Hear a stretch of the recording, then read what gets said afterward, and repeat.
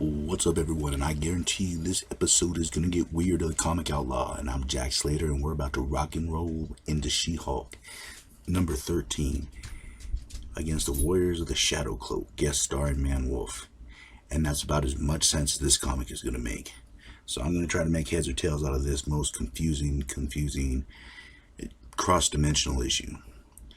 Now, She-Hulk is having problems. Of course, Jennifer Walters, she's basically lost all her friends since she's kind of transformed into She-Hulk, and she's basically blaming She-Hulk, but she doesn't understand that there are two sides of the same coin. She is She-Hulk, but of course this is just basically going over all the stuff that happened in the last issues. She's having a dream, the rival lawyer Buck's attacking her, and she is basically torn between both sides of her personality. And the judge is basically just going over all her missteps, the accidental death of her best friend, her beating the crap out of one person, causing property damage, doing this and that. And of course, even Zapper, her best friend, is kind of forsaking her. And of course, she wakes up from her nightmare and she calls an old friend. And this is a guy who's kind of like Man-Thing's sidekick. He's kind of the Rick Jones of the weird, you could say.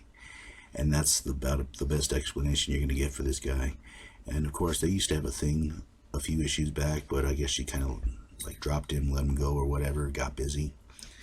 You know how superheroes are. But anyways, he's on his radio station. He's trying to communicate with someone. But at night, a man named Jason, who wears an amulet from an alien race, is touched by the moon and becomes the Man-Wolf, warrior from another dimension. And I guess he gets pulled into that dimension. It kind of goes on about how he started a revolution and how they won. And at the peak of his victory, he was sent to some kind of world he was lost.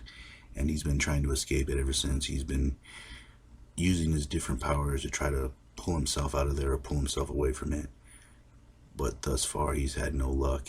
He's able to move from one place to the other, but he's stuck in this dimension. He can't get out. He realizes that he's imprisoned somewhere.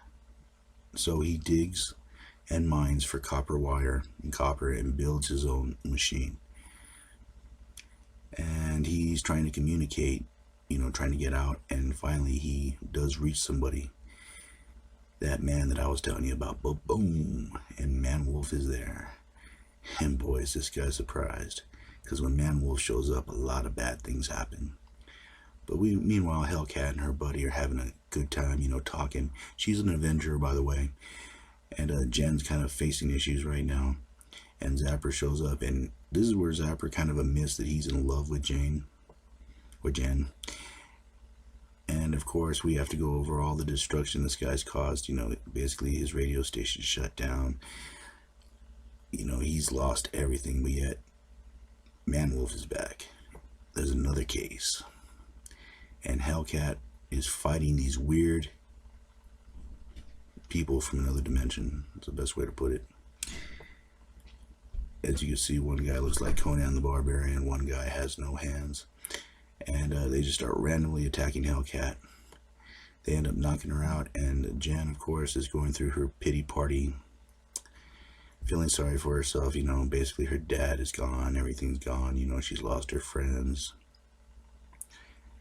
Her world is falling apart, but something odd is going on. A dimension is trying to be breached. As these people find her, they sense something extraordinary about her. And instead of talking to her, they decide they ought to rush and attack her. And this is a big mistake, because she just hulks out and she starts going to work on them. She starts beating the ever-loving crap out of the barbarian guy. She starts beating the crap out of the other guy. And She-Hulk's in a position where she doesn't know who these guys are, what they want, where they're from, and she's just going to town on them. She's having a bad day anyways. And I just love how these muscle men are all afraid of her. So the guy uses his magic rod in her, the one he used on Hellcat, finds it doesn't do the same thing. And they end up kind of backing off for a bit. And this guy with no hands uses his powers to summon his entire horde. Yes, he has a horde. Those were his best warriors, by the way. So sending out the flunkies doesn't really help. She's just tearing her way through them. And it's just amazing. This guy with no hands is surprised that she's just ripping through these soldiers. And he needs more help. He needs to find an ally. But She-Hulk is ripping through him, and as she's rampaging and grabs his cape, he ends up disappearing, popping off into another dimension. Well, that's magic users for you, you know. Both confusing, and they disappear. Very inconvenient. But anyways, he pops up, and there's Hellcat there, chained up, tied up. And he releases her, realizing that he needs another ally. He needs someone to help him with both She-Hulk and to find a way back home. A way back. Because they're looking for someone, their friend, their wolf friend. But at any rate, Zapper shows up with the flowers, you know. The other guy is there. He gets angry, he drops the flowers, walks off, you know. Zapper just got zapped, basically. And this guy brings her some pearls, her mother's pearls. But one of the pearls has a strange strip on it. And there, in that strip, is where Man-Wolf is imprisoned. Only able to communicate to this guy for a few seconds and then vanished back into the void. Will they get him out? Well, I'll catch you on the flip side, and we'll find out, won't we?